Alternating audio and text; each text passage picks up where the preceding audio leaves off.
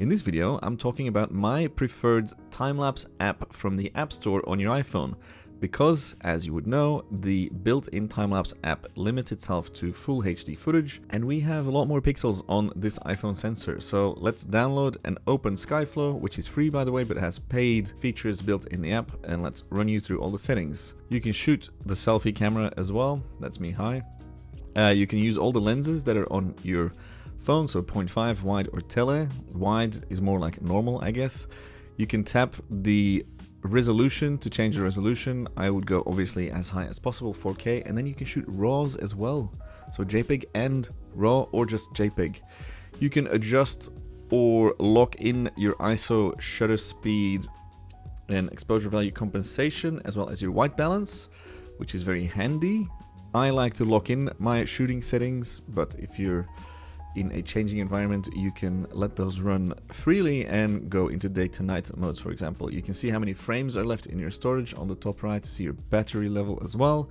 Noise reduction and low light boost buttons are good for night stuff. HDR is going to take multiple exposures. I wouldn't be bothering with that. This just seems complicated. And stabilization is built in as well, which is good for when you're on a moving vehicle, for example. And then long exposures are only available when you are shooting JPEG. So dial in your settings, and then on the right you can have the grid to set up your composition. Make sure that your horizon is level. That is very handy that that is built in as well. You can lock your white balance, your exposure and your focus using those buttons as well.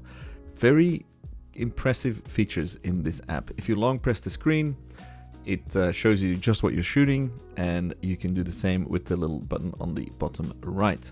Now, to get shooting, you need to obviously set an interval, but before you set the interval, you can set a start delay as well, just with this slider, super easy.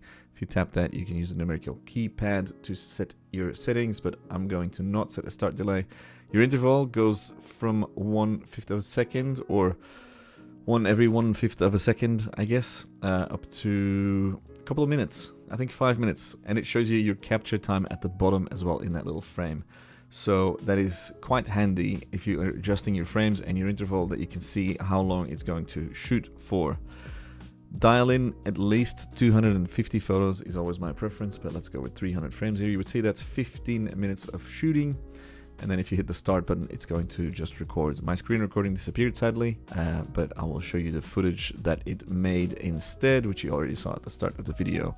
The settings have some adjustments you can make to the sounds, to your energy saving, geotagging, managing the projects. You can choose internal storage or shared storage. You can pause this and read it. As I said, it's a very plug and play, very simple app. But with a lot of great features. Here, if you scrub on those thumbnails, you can get a quick preview of what the shot is, and you get some information on there, how many frames, etc. as well. Here, the options, you can continue shooting that time lapse, but mostly you're going to want to export, and obviously go with a video export if you want to export a video, but you can choose JPEG as well to export the JPEG sequence, which is very impressive. There's not a lot of other apps that allow you to do that. Set your desired quality for the export settings and then export it and have a look. This is what came out of it. I'm very, very impressed with this app. It is very affordable. It is a one-off payment. It is not a subscription model. And this is the app I use to shoot higher resolution, higher quality time lapses if I want to step up from the built-in time lapse mode on the stock camera app on my iPhone.